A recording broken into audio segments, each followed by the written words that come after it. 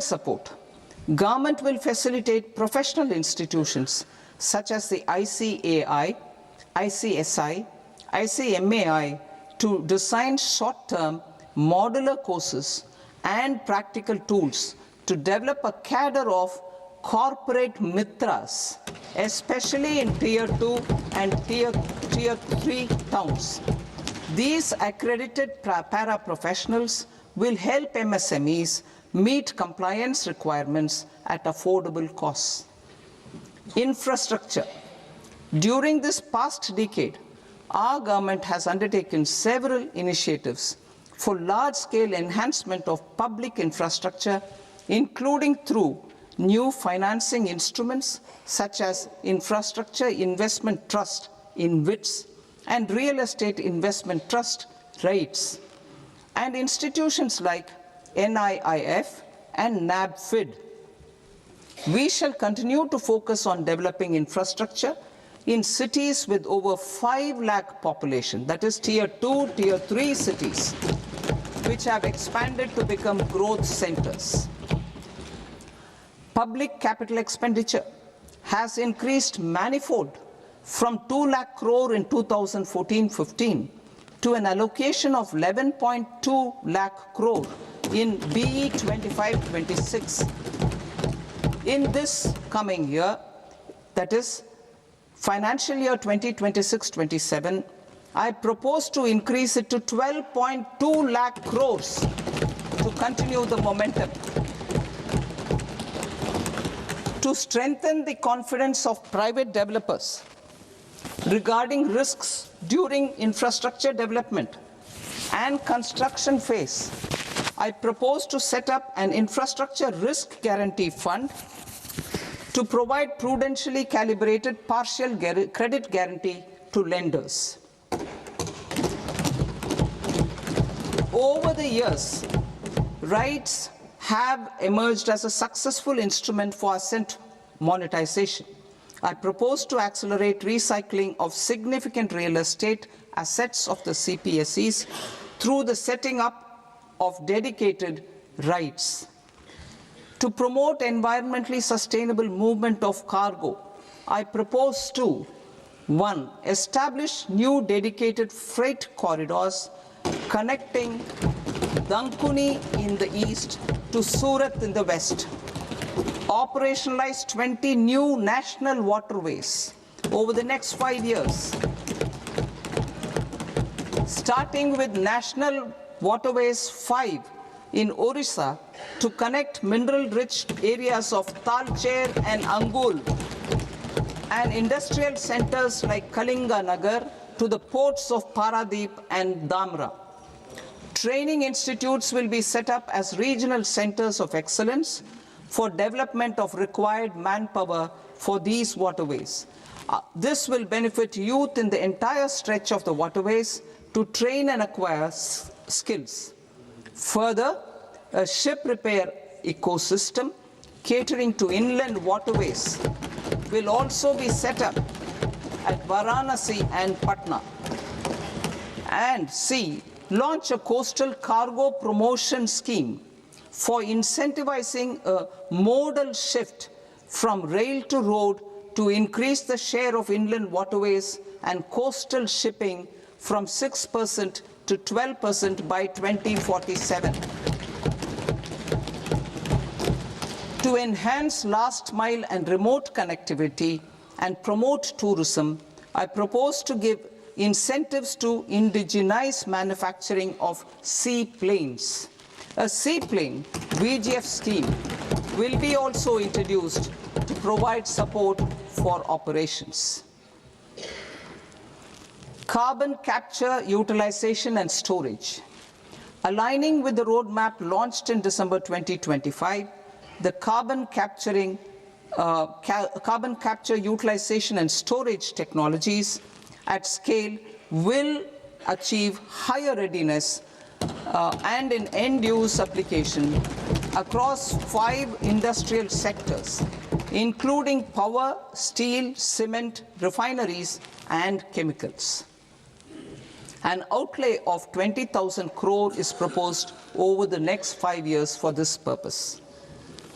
City economic regions.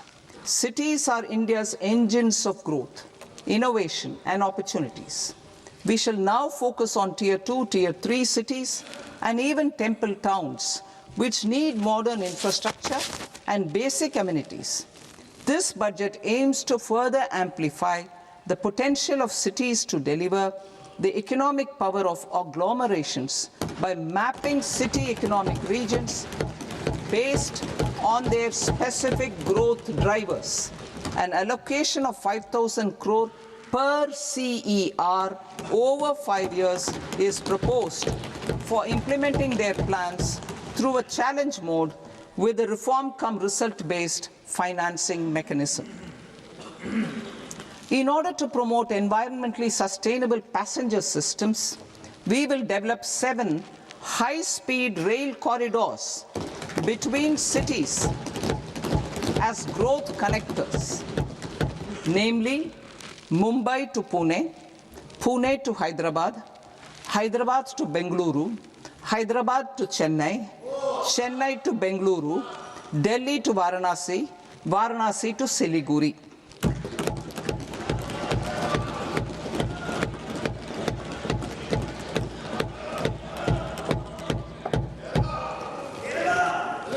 Financial sector. The Indian banking sector today is characterized by strong balance sheet, historic highs in profitability, improved asset quality, and coverage exceeding 98% of villages in the country. At this juncture, we are well placed to futuristically evaluate the measures needed to continue on the path of reform-led growth of this sector. I propose setting up a high-level committee on banking for Vikasit Bharat. High-level committee on banking for Vikasit Bharat to comprehensively review the sector and align it with India's next phase of growth, while safeguarding financial stability, inclusion, and consumer protection. The vision for NBFCs for Vikasit Bharat has been outlined with clear targets for credit disbursement and technology adoption in order to achieve scale and improve efficiency in the public sector NBFCs. As a first step, it is proposed to restructure the Power Finance Corporation and Rural Electrification Corporation. I propose a comprehensive review of the foreign exchange management non-debt instruments rules to create a more contemporary, user-friendly framework for foreign investments consistent with India's evolving economic priorities. Corporate bond market. I propose to introduce a market-making framework with suitable access to funds and derivatives on corporate bond indices. I also propose to introduce total return swaps on corporate bonds. Municipal bonds. To encourage the issuance of municipal bonds of higher value by larger cities, I propose an incentive of 100 crore rupees for a single bond issuance. 100 crore rupees for a single bond issuance of more than 1,000 crore. The current scheme under Amrit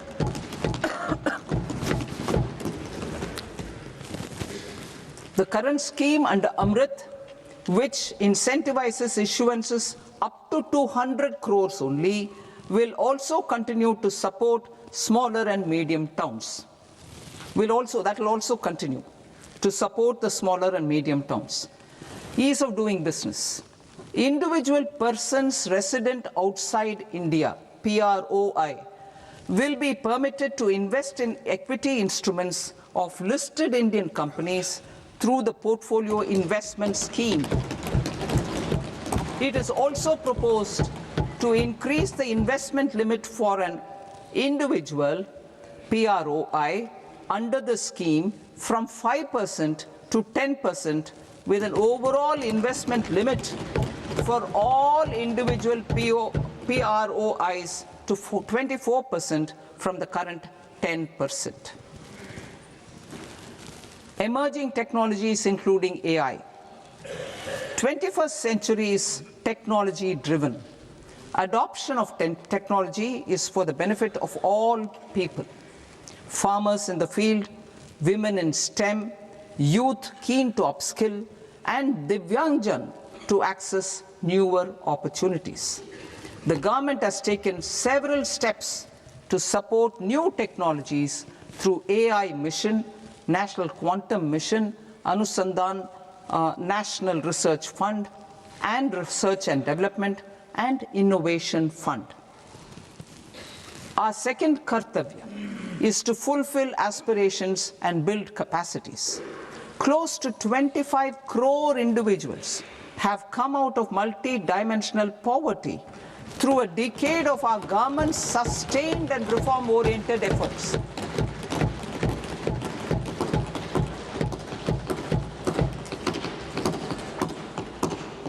Our government has therefore decided to place a renewed emphasis on the service sector to provide a pathway to fulfilling aspirations of a youthful India with the following measures.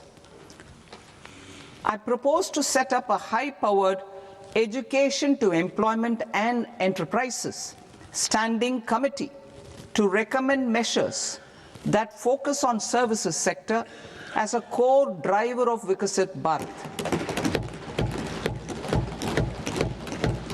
This will make us a global leader in services with a 10% global share by 2047. The committee will prioritize areas to optimize the potential for growth, employment, and exports. They will also assess the impact of emerging technologies, including AI, on jobs and skill requirements and propose measures thereof. To create a range of skilled career pathways, a new range of skilled career pathways for our youth, I propose interventions in the following sectors. Health. Existing institutions for allied health professionals will be upgraded and new AHP institutions established in private and government sectors. This will cover 10 selected disciplines, including optometry, radiology, anesthesia, OT technology, applied psychology, and behavioral health, and add 1 lakh AHPs over the next 5 years. A strong care system